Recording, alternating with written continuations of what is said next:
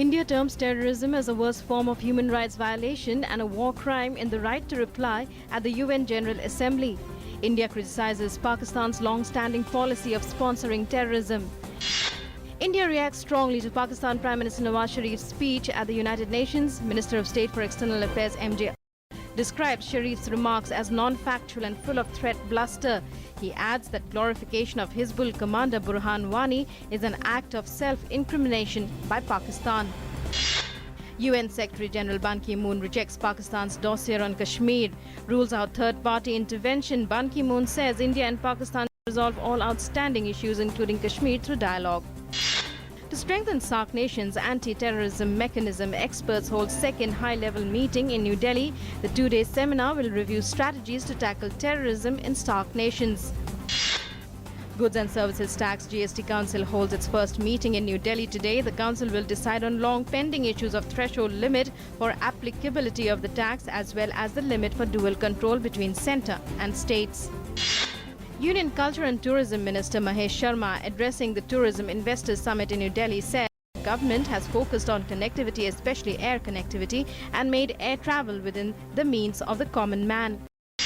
First advance estimates for 2016 to 17 were released today. Union Agriculture Minister Radha Mohan Singh said that the total food grain production is estimated at record 13 crore 50.3 lakh.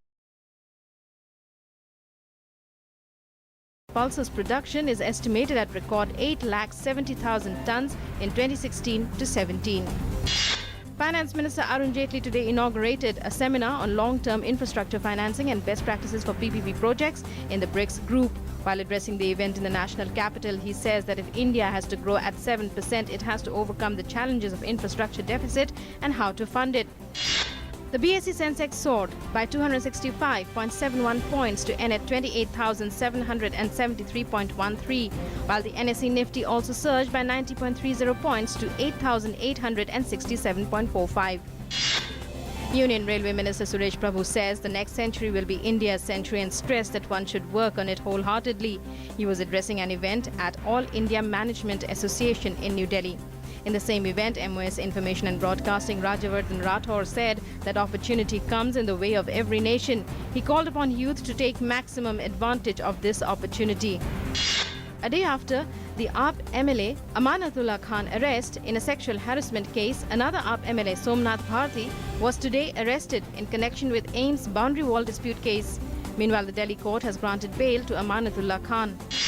Saudi-led airstrikes killed 20 civilians. Held Yemeni port city of Hodeidah late yesterday, just hours after the rebels celebrated the second anniversary of their seizure of the capital, a government official said. The United Nations has said it is ready to resume aid convoys in Syria after halting operations in response to a deadly attack on an aid mission on Monday. The death toll from a ferry sinking in Bangladesh's Sandhya River rose to 18. On Wednesday, a steep river bank collapsed and a huge slab of mud fell on top of an overcrowded ferry while it anchored. India have ended day one of the Kanpur test with 290 runs, losing 9 wickets against New Zealand.